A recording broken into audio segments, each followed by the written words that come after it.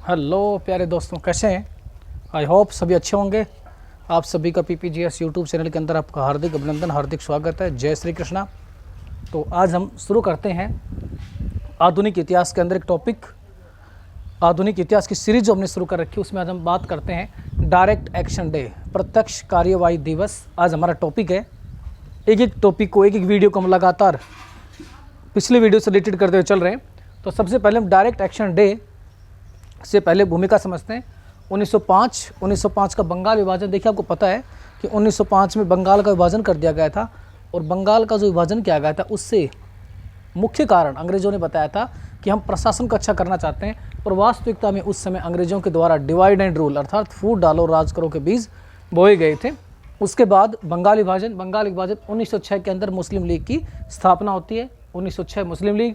उसके बाद 1909 के अंदर मार्ले मिंटो सुधार के अंदर प्रथम बार पृथक निर्वाचन प्रणाली को लागू किया जाता है। पृथक निर्वाचन प्रणाली अर्थात पूरे भारत के अंदर कुछ ऐसे क्षेत्र हैं जहां उनको डिवाइड कर दिया जाए, जहां सिर्फ मुस्लिम कैंडिडेट ही चुनाव लड़ सकता था और मुस्लिम ही उसको वोट कर सकते थे। ये मार्ले मिंटो सुधारों के अंदर इसको डाला गया था। बाद में हिंदू और मुसलमानों के अंदर एकता स्थापित करने के लिए 1916 में लखनऊ पैक्ट, लखनऊ समझौता होता है, और लखनऊ समझौते के तहत हिंदू और मुसलमान अर्थात मुस्लिम लीग और कांग्रेस दोनों नज़दीक आते हैं और मिलकर काम करने के लिए वचनबद्ध होते हैं। उसके बाद हम देखते हैं उसी दौरान प्रथम विश्व युद्ध चल रहा होता है। प्रथम विश्व युद्ध के अंदर क्या होता है, टर्की के जो खलीफा हैं उसकी सारी शक्तियों को एक प्रकार से अंग्रेज़ों के द्वारा समाप्त कर दिया जाता है। इसके विलोप अब तुर्की के जो खलीफा थे उसको समस्त जितने भी विश्व के मुसलमान थे उसे अपना आदर्श, अपना एक प्रकार से आध्यात्मिक गुरु मानते थे।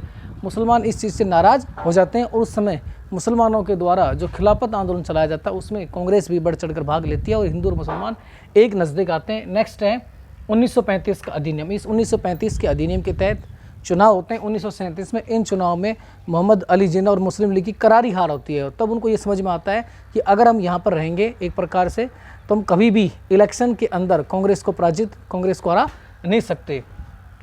इस चुनाव में मुस्लिम लीग की हालत बहुत ख़राब हो जाती है। 1940 में लीग का लाहौर अधिवेशन होता है। ये हम क्यों पढ़ा रहे हैं, क्योंकि सारे के सारे आप हिंदू और मुसलमान के रिलेशन को समझने के लिए बहुत ज़रूरी है, किस प्रकार उनके रिलेशन ख़राब हुए थे। और मुख्य रूप से रिलेशन ख़राब होने के पीछे अंग्रेज़ों की चाल थी। अंग्रेज़ हमेशा उनके रिलेशन को ख़राब करना चाहते थे, क्योंकि उनकी ये प्लान थी अगर उनके रिलेशन ख़राब होंगे तभी हम यहाँ लंबे समय तक शासन कर पाएंगे।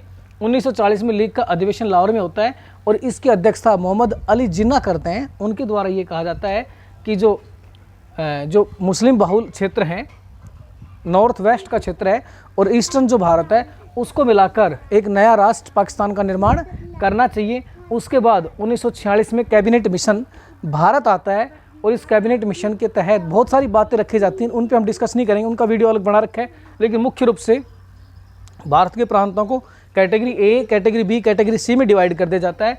कैटेगरी जो ए होती है वो मुख्य रूप से हिंदू बाहुल्य क्षेत्र होते हैं, और बी और सी के अंदर मोहम्मडन अर्थात मुस्लिम बाहुल्य क्षेत्र होते हैं। इसके तहत ये प्रावधान रखा गया था कि ये जो प्रांत हैं एक दूसरे के अंदर 5 साल के बाद जो जिस कैटेगरी में चाहे उसमें मिल सकते हैं। इस बात को लेकर, और इसी के अंदर दूसरी इंपॉर्टेंट बात ये कही गई थी कि जो प्रांत हैं, प्रांतों को एक प्रकार से काफ़ी अधिक सहायता दी जाती है।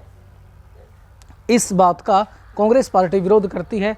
जिन्ना इसको शुरू में एक्सेप्ट कर लेते हैं, क्योंकि जिन्ना ये सोच रहे थे कि अगर इस प्रकार हुआ तो जब ये स्टेट हैं ये आपस में एक दूसरे से एक स्टेट दूसरे स्टेट के साथ मैच हो सकता है, तो इससे कहीं ना कहीं उसको फ़ायदा मिल जाएगा।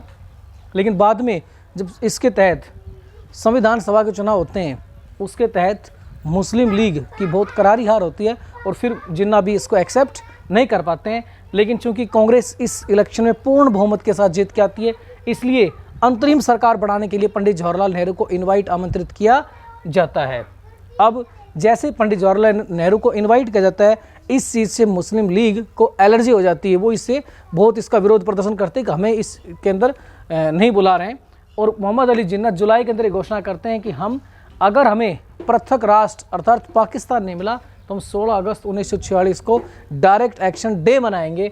और वो डायरेक्ट एक्शन डे मनाया जाता है बंगाल के अंदर। बंगाल जो कि मुख्य रूप से मुस्लिम बाहुल्य क्षेत्र होता है, वहाँ पर कलकत्ता एक जगह होती है, कलकत्ता के अंदर एक जगह है नोआखली। मुख्य रूप से ये यहाँ पर दंगा का मुख्य केंद्र होता है, और वहाँ पर जगह जगह मुस्लिमों को इस चीज़ के लिए तैयार किया जाता है, उनका ब्रेन वॉश किया जाता है और बहुत ही वाइड लेवल पर ये दंगा दोपहर के बाद शुरू हो जाता है। लगभग 1 लाख भीड़ इसमें इकट्ठी हो जाती है। पूरे के पूरे इस बंगाल क्षेत्र के अंदर जहाँ जहाँ हिंदू जनसंख्या कम होती है, हिंदुओं का कत्लेआम शुरू हो जाता है। बहुत अधिक हिंदुओं को मारा जाता है, बहुत अधिक हिंदुओं को एक स्थान से दूसरे स्थान पर जाना पड़ता है। और इसमें बंगाल के जो सीएम होते हैं सोहरावर्दी वहाँ पुलिस को भी एक दिन की छुट्टी पर भेज देते हैं, पुलिस को एक दिन छुट्टी पर भेज देते हैं, यानी वहाँ प्रोटेक्शन करने वाला, सुरक्षा करने वाला कोई लोग नहीं रहता है। इसके बाद वहाँ पर जो एक जगह है उड़िया जो मजदूर वहाँ पर काम करते थे उनको घरों से निकाला जाता है, बहुत बुरी तरह मारा जाता है। लोगों की हालत इतनी बुरी हो जाती है कि अब मैं उनको शब्दों में वर्णन नहीं किया जा सकता। लगभग पूरे देश में काफ़ी जगह पर दंगे फैल जाते हैं और लगभग इससे सरकारी आंकड़े तो बताते हैं कम लोग मरे, लेकिन लगभग 5 लाख लोग इससे मारे जाते हैं। बाद में दंगे बिहार में फैल गए और इसी बंगाल के अंदर जब हिंदुओं को मारा गया, इसकी प्रतिक्रिया स्वरूप बिहार के अंदर भी मुसलमानों को बहुत बुरी तरह से मारा जाता है। फिर संयुक्त प्रांत, अगर हम बात करें संयुक्त प्रांत अर्थात उत्तर प्रदेश, मुंबई, पंजाब के अंदर भी ये दंगे बहुत बड़े लेवल पर फैल जाते हैं। और बिहार में एक जगह गढ़मुक्तेश्वर, वहाँ बिल्कुल मुसलमानों का सफाया कर दिया जाता है। और इस चीज़ का अर्थात इस डायरेक्ट एक्शन डे का बंगाल के अंदर उसमें एक अखबार निकलता था स्टार ऑफ इंडिया, उसके अंदर पूरा विवरण डाला जाता है कि किस प्रकार दंगे फसाद करने हैं। तो आप देख रहे हैं कि कितना भयंकर बुरा हाल वहाँ पर किया जाता है। बाद में गांधी जी वहाँ जाते हैं, नवाखली जाते हैं, उस समय अंतरिम सरकारी बंदी होती है। गांधी जी वहाँ जाकर लोगों को समझाते हैं और ये दंगे रोकते हैं। और गांधी जी के जब वहाँ जाकर दंगे रोकने की प्रक्रिया को तब के माउंटबेटन कहते हैं कि गांधी जी को वन मैन बाउंड्री फोर्स किसको कहा जाता है? गांधी जी को कहा जाता है, क्योंकि गांधी जी ने वहाँ जाकर दंगे फसाद को रोक दिया था। लॉर्ड माउंटबेटन के द्वारा ये कहा गया था। बाद में मोहम्मद अली जिन्ना को समझाया जाता है, अंतरिम सरकार में शामिल करने के लिए राजी किया जाता है और बाद में काफ़ी समझाने बुझाने के बाद में मोहम्मद अली जिन्ना अंतरिम सरकार में शामिल हो जाते हैं और उसके बाद ये दंगे फसाद रोक जाते हैं। तो जो है दंगे फसाद डायरेक्ट एक्शन डे भारतीय इंडियन हिस्ट्री या हम भारतीय समाज के ऊपर बहुत गहरा काला दाग है। Vande Mataram. Like share and subscribe जरूर करें।